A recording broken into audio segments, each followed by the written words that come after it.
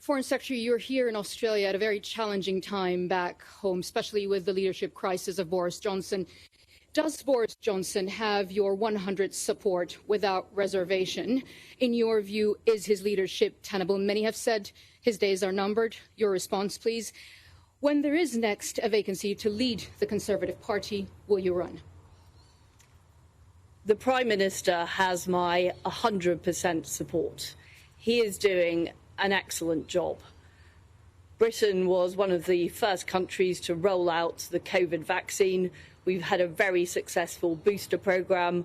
We're now able to open up our economy again in Britain, and we've got one of the fastest growing economies in the G7. And the reason that we're here in Australia is working with our very close partners to advance freedom and democracy around the world and to protect our country.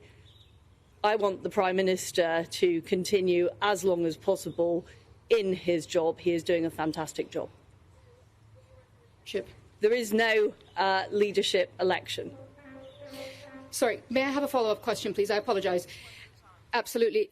You mentioned the COVID efforts of the UK and how successful they were, and now the economy has been able to open up because of the efforts by the government. But it is the same government and it is the same leadership that have had COVID-19 lockdown busting parties. What would you say to that, given the anger and the fury among the public and within the party as well, Foreign Secretary? The Prime Minister apologised and was clear that mistakes were made, but fundamentally he is working to open up the economy and deliver for people across Britain. And that's what's important. What people care about is, the fact that employment rates are higher now than they were before the pandemic started. The fact that we have a highly successful vaccination and booster programme and that we are seeing growth across the economy. That is what's important, and that's what people are focused on. Foreign Secretary. Sure. From the Sydney Morning Herald.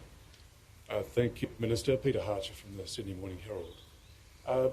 Current policies are failing to deter China and Russia, self-evidently, from their expansion and their aggression.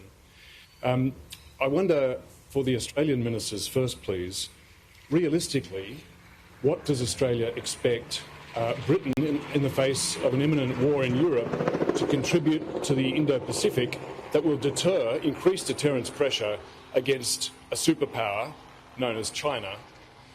And for your British counterparts, I'd like to ask you, conversely, all the talk about AUKUS is delivering benefits to the Indo-Pacific and defence and security in the Indo-Pacific.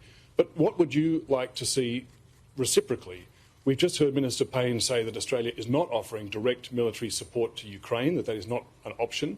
Would you like to see Australia offering any concrete support to European security as the obverse of UK commitment to AUKUS?